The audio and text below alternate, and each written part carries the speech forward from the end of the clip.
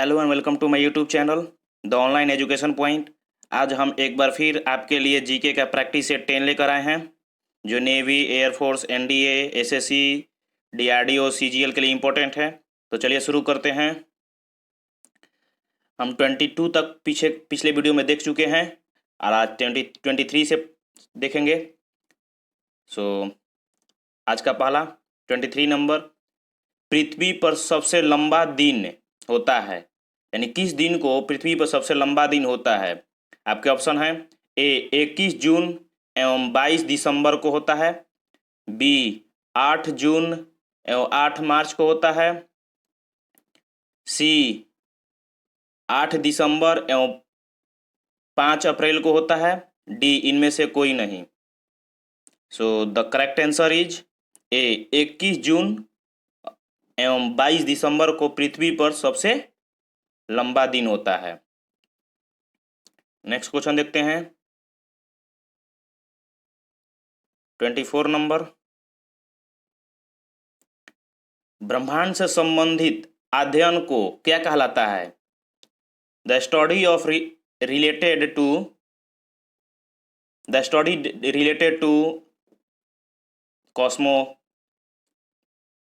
आपके ऑप्शन है: A metallogy, B seismology, C cosmology या D graphology. So the correct answer is cosmology. क्या कहता है? कॉस्मोलॉजी। ब्रह्मांड को और ब्रह्मांड से संबंधित अध्ययन को कॉस्मोलॉजी कहते हैं। ठीक, यहाँ पर सभी ऑप्शन को भी चेक कर लेते हैं। ए मेटालॉजी है। जो मेटालॉजी है इसे क्या कहते हैं, माने किसके अध्ययन को मेटालॉजी कहते हैं? तो property of matter production and it's purification को मेटालॉजी कहते हैं। क्या कहते हैं? मेटालॉजी। जैसे हम किसी मेटल को, चाहे कोई मैटर को, हम अगर उसका प्रोडक्शन देखते हैं या प्यूरिफिकेशन देखते हैं, ठीक, तो उस प्रोसेस को क्या कहेंगे? उस प्रोसेस को, अध्ययन को क्या कहेंगे? मेटालॉजी कहेंगे। नेक्स्ट देखते हैं बी नंबर, सिस्मोलॉजी। सिस्मोलॉजी में हम अर्थक्वेक के बारे में पढ़ते हैं। किसके बारे में? अर्थक्वेक यानी भूकंप।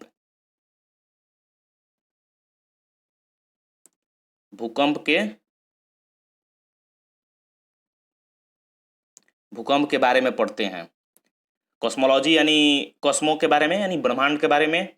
और डी है graphology.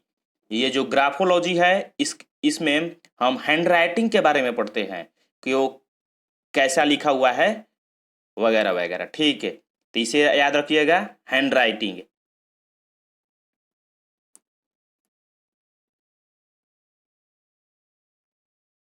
The study about hand writing is called graphology. Next देखते हैं 25 नंबर, पृथ्वी के भू, यहाँ पर पट्टी होगा, भूपट्टी के निर्माण में कितने प्रतिशत ऑक्सीजन तत्व का योगदान है? आपके ऑप्शन है: A 25%, B 35.42%, C 40.32%, D 46.8%। So the correct answer is D. मैं अब आपको बता देता हूं, कहीं कहीं पर आपको 46.6 टू 8 लिखा हो रहेगा, यानी 46.6 लिखा रहेगा या कहीं कहीं 46.8 लिखा रहेगा। ठीक, तो आप अपने हिसाब से वहाँ पर जिस तरह का ऑप्शन है वहाँ पर करेक्ट मार लीजिएगा। 46.80% ऑक्सीजन है। ठीक, और भी मेटल हैं, और भी एलिमेंट है, तो मैं उसको बता दे रहा हूँ। जैसे सिलिकॉन है, ऑक्सीजन के बाद सिलिकॉन पाया जाता है सबसे अधिक। ठीक है, तो उसमें उसका प्रतिशत कितना होता है? यानी 27.7%। कितना होता है? 27.7%। अब उसके बाद अल्मुनियम पाया जाता है। ठीक है, अल्मुनियम, तो उसमें जो ये कितना योगदान देता है अपना? 8.1%। कितना 8.1%। ठीक है, आप नेक्स्ट याद रखेंगे आयरन भी पाया जाता है। आयरन यानी लोहा, लोहा है 5%। तो आप इसे याद रखिएगा कि सबसे अधिक ऑक्सीजन, ठीक, उसके बाद सिलिकॉन, उसके बाद अल्मुनियम, उसके बाद आयरन। ऑक्सीजन का जो मात्रा होता है वो 46.80 या कहीं कहीं 46.60 लिखा रहता है, तो आप इसमें कन्फ्यूजन ना हो। और सिलिकॉन का जो योगदान होता है वो 27.7 होता है। कितना? 27.7%। अल्मुनियम का 8.1 और आयरन का 5%। ठीक, आप इसे याद रखिएगा या कहीं नोट कर लीजिए इसको। नेक्स्ट देखते हैं 26 नंबर। पृथ्वी एवं सूर्य के मध्यम न्यूनतम दूरी 3 दिसंबर को होता है, इसे किस नाम से जाना जाता है? मैं आपको अधिकतम दूरी के बारे में बता चुका हूं कि उसे किस नाम से जाना जाता है। उस वीडियो में ही मैंने न्यूनतम दूरी को भी बताया था।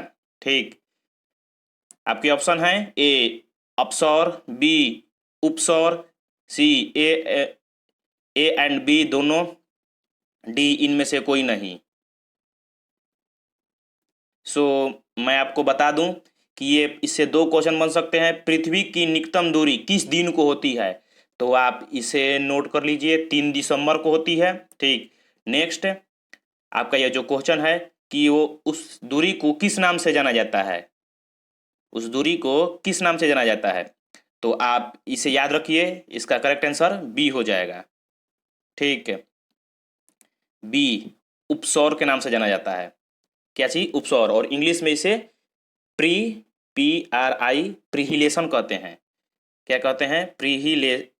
प्रीहिलन। ठीक है, PERILION। और मैक्सिमम दूरी जो होता है उसको क्या कहते हैं? उपसौर। ठीक है, उपसौर कहते हैं। आप इसे याद कर लीजिए। अगर मैंने पिछले ही वीडियो में यानी पार्ट 9 में आपको बता चुका हूं कि वो किस दिन को होता है और उसको क्या कहते हैं, ये वगैरह वगैरह डिटेल में पूरा बता चुका हूँ। तो ठीक है, अगर नहीं देखे हैं तो जाकर अभी देख लीजिए। नेक्स्ट देखते हैं, खगोलीय दूरी मापने का सबसे बड़ा मात्रक है। खगोलीय दूरी मापने का सबसे बड़ा मात्रक है। खगोलीय दूरी का मतलब है एस्ट्रोनॉमिकल यूनिट। ठीक, आप इसे ध्यान में रखिएगा कि खगोलीय दूरी यानी एस्ट्रोनॉमिकल यूनिट है। आपके ऑप्शन है ए पारसेक, बी प्रकाश वर्ष, सी प्रकाश मंडल, या डी इनमें से कोई नहीं। So the correct answer is A parsec. खगोलीय दूरी को पारसेक में नापा जाता है। ठीक, पारसेक में उसको मापते हैं। ठीक, ये प्रकाश वर्ष है। ये भी मैं बता दे रहा हूं कि प्रकाश वर्ष है जो एक साल में जो लाइट डिस्टेंस ट्रेवल करती है उसे प्रकाश वर्ष कहते हैं। ठीक है, तो मैं आपको बता रहा हूं कि 1 एस्ट्रोनॉमिकल यूनिट यानी खगोलीय दूरी को AU लिखा जाता है शॉर्ट फॉर्म में।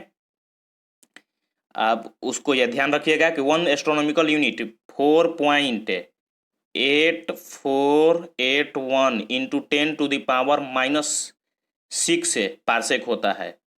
आप इसको कहीं नोट कर लीजिए, कितना होता है 1 एस्ट्रोनॉमिकल यूनिट, ये U है, 4.8481 इंटू 10⁻⁻6 पारसेक को हिंदी में PC लिखा जाता है। ठीक है, आप इसे कहीं नोट कर लीजिए। और 1 पारसेक बराबर लाइट ईयर में भी देख लेते हैं, 1 एस्ट्रोनॉमिकल बराबर कितना लाइट ईयर होता है। जैसे 1.5, ये पॉइंट है बीच में, 1.5813 इंटू 10⁻⁻5, यहाँ पर ऊपर माइनस है, लाइट ईयर। लाइट ईयर को LY लिखते हैं शॉर्ट फॉर्म में। ठीक, तो आप इसको नोट कर लीजिए या याद कर लीजिए। ठीक, नेक्स्ट क्वेश्चन देखते हैं, सूर्य ग्रहण कब लगता है? 28 नंबर, सूर्य ग्रहण कब लगता है? आपके ऑप्शन है ए जब सूर्य चंद्रमा एवं पृथ्वी के बीच आती है। बी, जब सूर्य और चंद्रमा के बीच पृथ्वी आती है। सी, जब सूर्य एवं पृथ्वी के बीच चंद्रमा आती है। डी, इनमें से कोई नहीं। So the correct answer is C. क्या? जब सूर्य एवं पृथ्वी के बीच चंद्रमा आती है, जब सूर्य का प्रकाश से चंद्रमा द्वारा रोक दिया जाता है, तब सूर्य ग्रहण लगता है।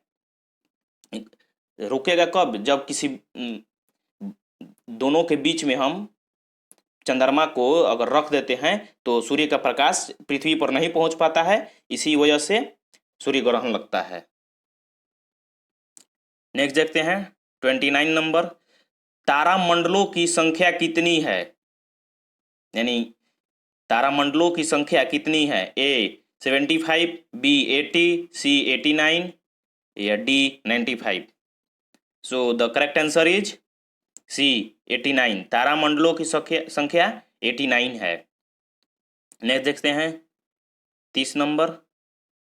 पाकिस्तान एवं अफगानिस्तान के बीच कौन सी सीमा रेखा है? पाकिस्तान एवं अफगानिस्तान के बीच कौन सी सीमा रेखा है?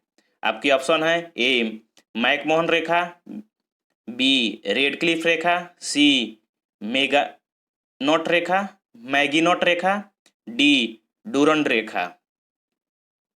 So the correct answer is D Durand रेखा। ठीक, आप इसे याद रखिएगा, डूरंड रेखा। और हाँ, ये मैकमोहन रेखा, रेडक्लिफ रेखा के बारे में मैं पिछले वीडियो में ही बता चुका हूँ, तो आप अगर नहीं देखे हैं तो मैंने प्लेलिस्ट बना दिया है जीके का, और वहाँ पर जाकर आप देख लीजिए। और मैंने उसको डिस्टेंस के वाइज भी बताया है कि मैकमोहन रेखा का डिस्टेंस कितना है, रेडक्लिफ का डिस्टेंस कितना है। ठीक, और ये डूरंड है जो अफगानिस्तान और पाकिस्तान के बीच की सीमा रेखा का नाम है, और इसका 2430 किलोमीटर है। आप इसे याद रखिएगा, कितना है? 2430 किलोमीटर। ठीक, नेक्स्ट देखते हैं। दुग्ध मेला यानी मिल्की वे, दुग्ध मखेला सॉरी दुग्ध मेखला, दूध मेखला क्या है? आपके ऑप्शन है ए एक ब्रह्मांड है, बी एक खगोलीय पिंड है, सी एक ग्रह है, डी एक मंदाकिनी है। So the correct answer is दुग्ध मखला एक मेखला होता है, दुग्ध मेखला वो एक मंदाकिनी है। नेक्स्ट देखते हैं 32 नंबर। एक पार्सेक बराबर होता है, यानी लाइट ईयर में बताना है, क्योंकि सारे ऑप्शन लाइट ईयर में है। आपके ऑप्शन है ए 3.26 प्रकाश वर्ष, बी 2.42 प्रकाश वर्ष, सी 4.43 प्रकाश वर्ष, डी 5.45 प्रकाश वर्ष। सो द करेक्ट आंसर इज ए 3.26 प्रकाश वर्ष, यानी 1 पार्सेक बराबर 1 पार्सेक यानी पीसी बराबर कितना होता है? 3.26 लाइट ईयर। ठीक, आप इसे याद रखिएगा, कितना होता है? 3.26 लाइट ईयर। और इसको एस्ट्रोनॉमिकल यूनिट में भी देख लेते हैं। 1 पार्सेक बराबर 2.0625 लाइट वर्ष।